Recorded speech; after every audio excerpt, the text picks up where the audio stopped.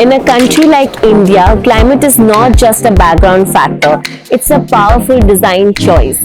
I'm joined today by Mr. Hiten Sethi of Hiten Sethi and Associates. Welcome, sir. Hi. So let's begin. Sustainability is now becoming a very important topic in terms of construction industry. What is your perspective on it, and how is it shaping the future of buildings in India? I think sustainability in India has always been a key factor right from earlier years of development, especially in India. When talk about non-Jadaro times, if you really go through it, we were always very conscious about sustainability. Sustainability is basically a common sense and a common practice which I think every person in the fraternity needs to practice, because this is what legacy you're going to leave for your children, for your new generations.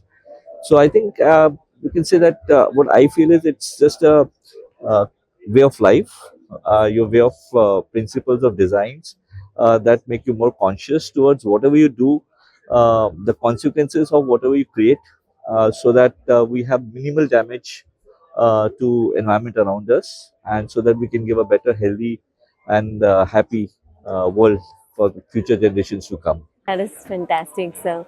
So, as you said, that we've always been sustainability conscious from before. So, earlier construction would be very focused to wet construction and how masonry work used to happen. How important is it to shift to other alternative systems right now, like lightweight systems, dry walls? How important is it to shift now from that construction to something which is more sustainable? Actually, funny part is that India always believed in uh, traditional construction methodologies, Yes. which uh, was not having the wet use of things like water and all those things in the construction.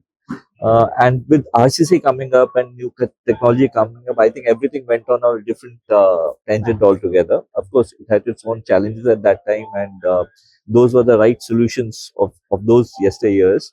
But I think now the time is again come that we're becoming more conscious about time also.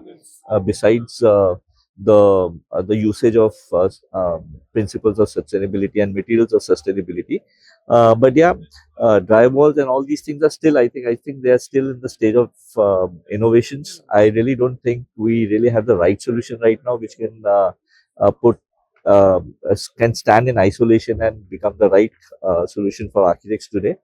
But I think, yeah, it's not about just lightweightness and the fastness of work. It also talks about acoustics. It also talks about aesthetics. It also talks about things. So I think we're still in the stage where we are trying to mix up all these particular materials and try to innovate and evolve a right kind of solution for building industry. Yes, I believe innovation is still on the path. Living concrete, breathing concretes, self-illuminated concretes, concretes with various algaes which give acoustical properties. These are some of the innovations which we are in the process of making it formalizing for the masses. And I think it's a matter of time that all these particular things in parts become a whole integral system for us to adopt. Yes, I totally agree with your thought process. We're still in the path of innovation, but a lot of things have been innovative and we are still getting there. But So in, I think so in bits, I think it's time soon. I think we'll see everything getting integrated towards the whole. absolutely.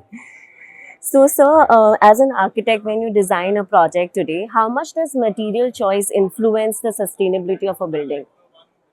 So I think it's correlated. So its material choice is uh, when you say choice, it means it's depend on somebody's thought Somebody's. process and liking.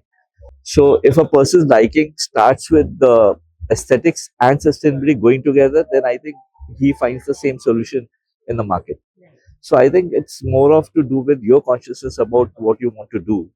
For example, I mean, we always promote to use local, available, recyclable materials, and if not, then we call for Italian marble. I mean, if you see as a particular small thing, you are getting importing a particular marble from far distance to India that has its life cycle implications on the whole ecosystem. So, but once you mitigate it in the whole process of this particular things, it may not look like a complete offset towards construction. So I think materials will definitely play a very important role. But again, as I tell you, it's on individual choice and mindset that what he wants to really do. So we are doing projects where we feel we are actually creating a very strong examples for sustainable usage of materials, where we've been using hollow blocks and all those kind of things. But at the same time, if we are using them in some specialized environments like maybe hospitals or something, we may find drywalls to be more usable. So it all depends upon which kind of projects, which kind of And what's your likings, individual choice and how conscious you are as a architect or a designer? Yes. and most importantly, even as a user. Yes, Because that is most of the time we priority. have users who tell us, no, Hiten bhai, we want to do this particular thing. We want to be platinum rated. So our whole thought process changes at that. Yes, I agree. And he also agrees because at times the cost changes from X to X plus 3% or 2% using adopting these principles. But then we try to explain them with the life cycle that it's recoverable in the next 2 years or 5 years of time. So that's how it And sustainability also has a life cycle to it. It's not just in terms of, yes, it will be evaluated in terms of how it's going to end in the ecosystem. Yes. So total life cycle of a particular building, if you see, I think all these particular additional capex what we add to for some specific purposes to stimulate the kind of environments we think we should. I think they all get recoverable either in 3 years economically and value additionally if you see from the day one itself. I agree. It's like this. Absolutely. Okay, sir. So tell me, what's the biggest climate related design mistake you see in urban homes today? Wow, many. Yeah. Can you name a few for us? So, see, all these particular things are totally dependent. There are two kind of things. They are dependent on the bylaws, first of all. So, I remember there was a time when all of a sudden there was a change on thought process that we should not have any sun breakers like chhajas or elevation features. And you see buildings in Vadala and all became glass buildings. So, I think that is one of the most disastrous moments in our architecture of the city. That residential didn't have spaces which are needed for a resident to enjoy. It didn't affect it does affect the quality of life of a family who's using that particular thing. But then of course there was a course of correction and there was things being added a little bit wise. Then I see lots of things like I don't mind using glass facades on south face blocks, but at the same time you have to be very intrigued into the passive architecture, passive designing of a particular thing. So I see lots of things being compromised in the name of aesthetics, but I'm sure if you go a step ahead and if you mix your passive designing with the whole thing, so yeah, you will be able to give right kind of balance between compromise and mitigate those particular losses in a right way.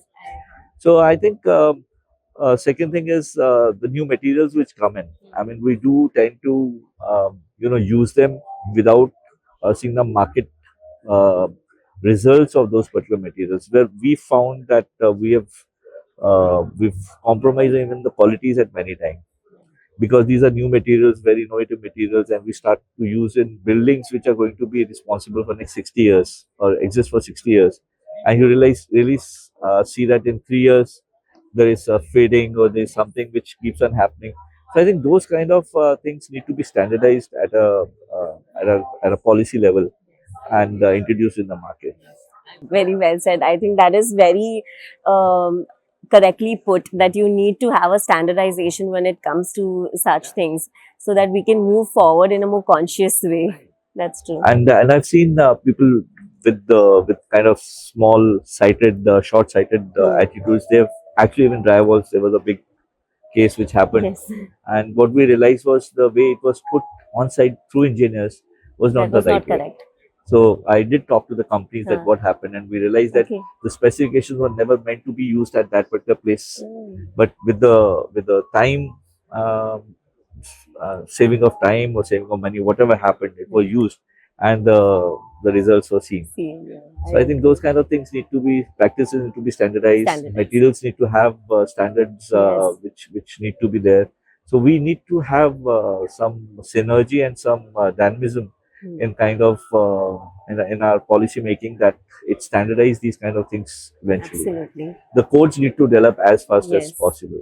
Only then can we able to survive and have an industry change altogether. Absolutely. That's true. Absolutely. We have seen many mishaps happening in London. Yes. A couple of years back, there was a big fire, and we realized that the ACP which was used didn't have the required kind of specifications to resist the fire. Okay. So I think those codal compliances, I mean, India also, I think, adopted those compliances after such kind of disasters abroad, Disasters happen. and we're still adopting and revising our compliances accordingly. So I think there's lots of processes which go on. Going on. So as an architect, I always feel, since we design buildings which are ageless and which go on for years, I think we really need to be conscious about what we are using. Yes, got it. Okay, so tell me, despite the hot climates, we see so many glass facades in the cities, as you mentioned earlier as well. Why do you think that this trend is continuing on such a big scale? Are we not having alternative? I'll tell you very frankly. I think glass being used in our climate is not bad if used intelligently. So, like I've been in ministry for a couple of years, and I used to tell them, I mean, there's been a ratio where they say you should have 60% of wall surface and only 40% of glass surface. I don't agree with that, because glass itself is technologically so advanced that you have performance glasses happening right now.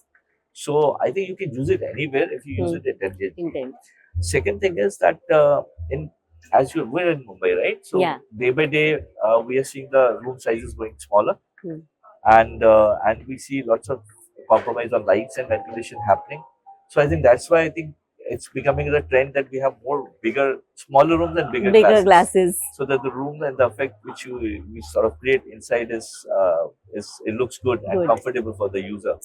So that's the need why we are doing it. But at the secondly, I don't mind using glass in the hot climate. Dubai is most example, of them. Yes, Abu Dhabi is there, but how they've used it, it's a way we should learn. Great. Okay, just a quick rapid fire question now. One facade trend you think that should slow down now? Sensors use of gas and steel. Okay. And one climate smart design move that you trust? Smart design move, like something a smart design. I think be friendly to nature in terms of directions. Design wisely. Use your passive design intelligence and applications to the most appropriate way. And I think you will find your design become 40 to 50% responsive at the stage without getting into a tech part of support from manufacturers. Okay, that's very well put. Thank you so much, sir, for joining us at Voices of iDAC. It was lovely having you. Thank you. As we heard today, building sustainably is not just about design. It's also about the materials and system we choose. Thank you for joining us at Voices of iDAC.